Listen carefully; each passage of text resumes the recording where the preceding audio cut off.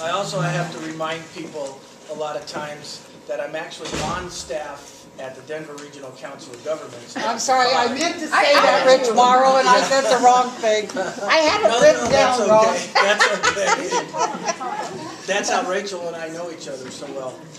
She sat on Dr. Cott's board for how many years? 4. 4 years as an Arvada City Council member.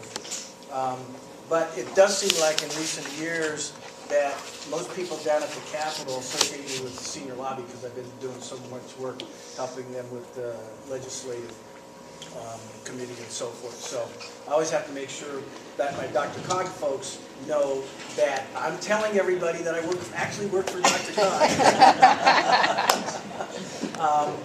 And I think you heard there are several folks here today from the senior lobby that serve on the legislative committee, and it's been really great to work with the folks.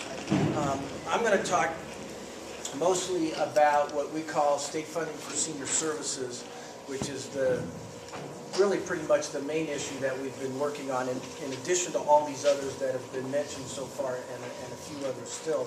But the state, and there's some flyers that have gone out that explain some of that. And relates to the area agencies on aging, of which there are 16 of them in the state of Colorado. And one of the flyers, maybe both of them, have a map on the back so you can see where they all are. And this comes down really from the Federal Older Americans Act that was actually passed in 1965, which some of you might either you were living then or you have read some of your history, realize that was also the time when Medicaid and Medicare were passed.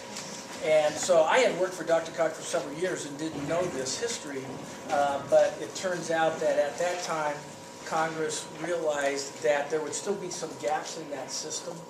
And so they passed the Older Americans Act, which is, and Bill and others in this room probably know this much better than me, so if I misspeak, correct me. But, so they passed the Older Americans Act to try to provide services to older adults, and for the Older Americans Act, the cutoff is age 60, not 65. It's age 60.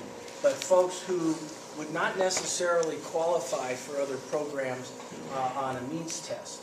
So that it's services to keep them in their homes, keep them out of poverty, and with the thought and the analysis being that you can it's actually a lower cost way for the government to provide services to folks before they need long-term care in a nursing home or other much more expensive services.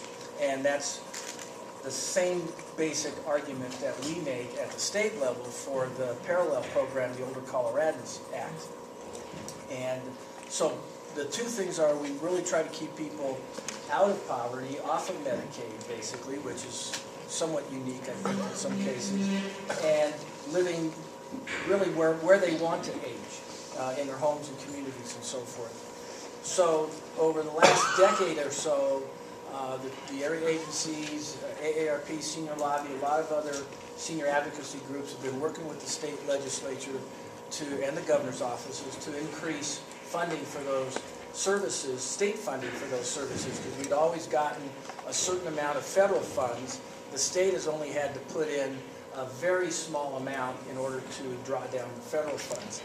So over the last decade, we've gone from the state only putting in a few $100,000 a year to draw down the federal funds to, as of the end of last year, to $12 million of state funding for senior services. $10 million of that goes into the Older Coloradans Fund, which is actually a statutory appropriation that's continuously appropriated every year. This year, we went to the legislature and the Joint Budget Committee to request another bill to increase the Older Coloradans Fund by another $4 million. And this group supported Senate Bill 127 last year, which we were really pleased that you agreed to support that, which helped provide $2 million in general fund and $2 million in Older Coloradans Fund. So we had a $4 million last year increase. And so we asked them for another $4 million this year.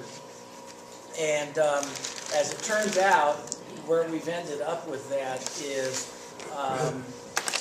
the Joint Budget Committee has made it clear that they prefer not to have a bill, but they have agreed to put the $4 million in the state funding for senior services line item. They did that during figure setting in the human services budget, so there actually is $4 million in the budget for that.